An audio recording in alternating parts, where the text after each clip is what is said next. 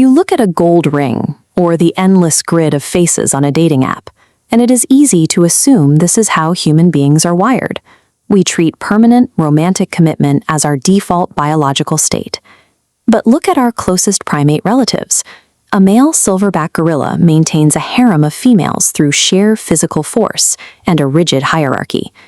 In the wider animal kingdom, only about 3% of mammals pair off exclusively. Our ancestors faced a unique physical crisis. To walk upright on 2 feet, the human pelvis had to narrow, but at the same time, our brains were growing massive. To fit through the birth canal, human babies have to be born entirely helpless. A newborn foal can walk within hours. A human infant cannot even hold up its own head. This chart compares the physical dependency windows of different mammals. You can see the human timeline stretches out for over a decade. A prehistoric mother could not carry a helpless infant, nurse it, and simultaneously forage for enough calories to keep them both alive. She needed an extra set of hands. The human pair bond was a calculated biological survival strategy. 2 parents cooperating dramatically increased the odds that an exceptionally vulnerable child would live long enough to reproduce. The first adaptation happened inside our bodies. Over millions of years, the intense evolutionary drive for males to aggressively compete against each other for mating rights began to drop. The impulse to dominate a group was slowly replaced by an instinct to provision and protect a single mate. To enforce this, our brains developed a chemical reward system. Hormones like oxytocin are released during physical contact and bonding. These create powerful feelings of trust and attachment, effectively locking exhausted parents together long enough to get a child through its most dangerous years. But an isolated couple still could not survive the Paleolithic wilderness alone. Early humans lived and moved in small, highly interdependent nomadic bands of 20 to 50 people.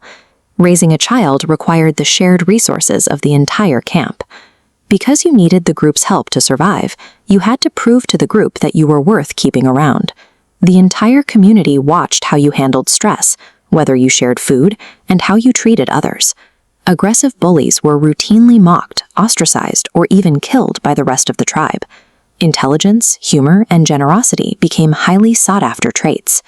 Around the fire, a skilled storyteller kept the group cohesive by encoding the rules of cooperation. Anthropologists studying modern hunter-gatherers found that the best storytellers actually have significantly more surviving children. We actively broadcasted this social value.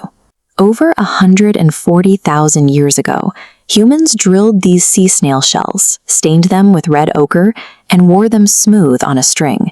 They were prehistoric status identifiers, showing strangers exactly who they were and where they stood in the social web.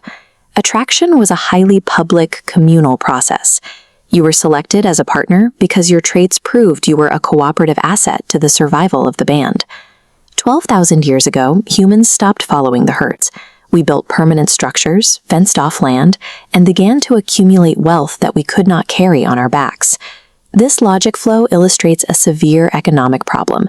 A farmer wants his accumulated effort funneling to his biological children, but the system had a biological blind spot. A mother always knows her child, but paternity was unverifiable. A man could pass wealth to another's offspring. Agricultural societies invented formal marriage laws to solve this exact problem.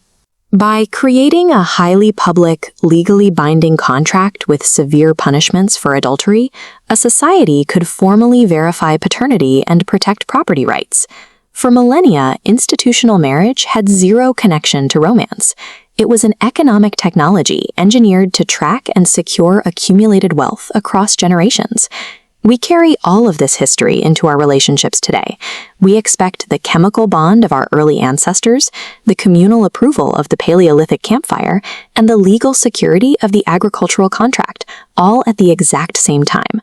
We are operating millions of years of ancient survival hardware in a completely alien modern environment.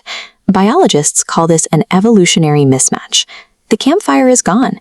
We evaluate potential partners alone, staring at a screen, making decisions in a fraction of a second. We are entirely stripped of the slow, communal observation that our brains evolved to rely on for safety. This explains the deep psychological distress of modern dating. When you are ghosted or rejected online, Your nervous system does not process it as a minor inconvenience. It processes the rejection as social exclusion from the tribe, a scenario that used to mean certain death. The exhaustion people feel trying to find a partner is the friction of using a 4 million-year-old toolkit to navigate a digital marketplace. Today, we have the freedom to decide exactly how we want to build our partnerships, but the impulse driving us to make that choice is an ancient, brilliant mechanism designed to ensure we never face the dark alone.